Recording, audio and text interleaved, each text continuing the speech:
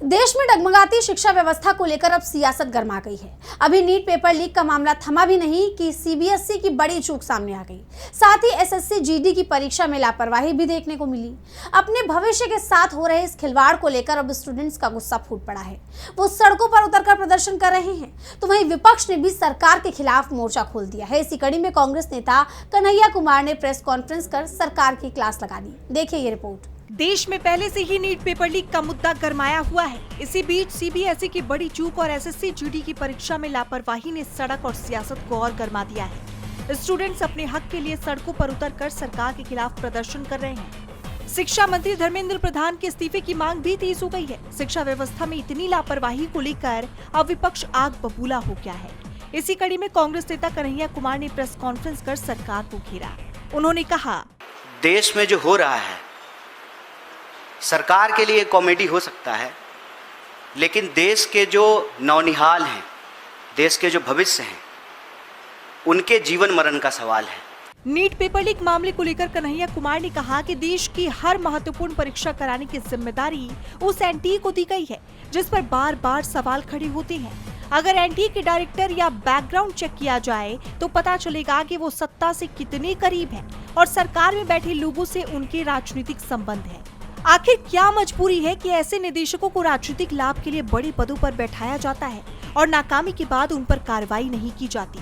देश एक गंभीर स्थिति से गुजर रहा है, जहां सिस्टम अपनी गलती छात्रों के मत्थे मढ़ना चाहता है। जो आदमी शिक्षा के लिए योग्य नहीं है, उसको शिक्षा मंत्री बना दिया गया है। और यह बात मैं पूरी जिम्मेवारी से कांग्रेस पार्टी की ओर से आपके बीच रख रहा हूं।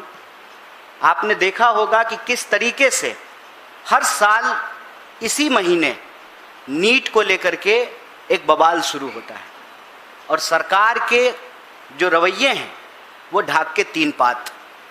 न शिक्षा मंत्री का इस्तीफा होता है, न दोषियों पे कोई सख्त कार्रवाई होती है और हर साल पेपर लीक होता है। कन्हैया कुमार यही नहीं रुके। उन्होंने आगे कहा कि 26 मई को एसएससी जीडी की परीक्षा के लिए एक केंद्र पर 800 लोगों को बुलाया गया, लेकिन बैठने की व्यवस्था सिर्फ 250 लोगों के लिए ही थी। कितना दुखद है कि मोदी सरकार ठीक से एक परीक्षा भी नहीं करवा पा रही है।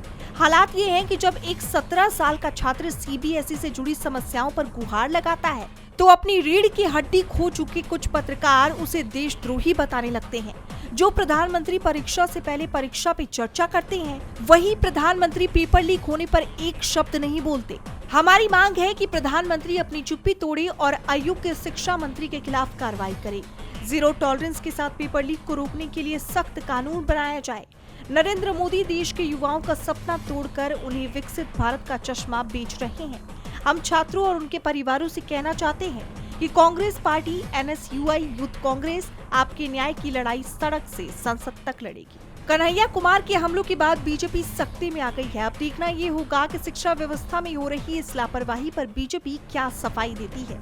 डीबी लाइव की रिपोर्ट।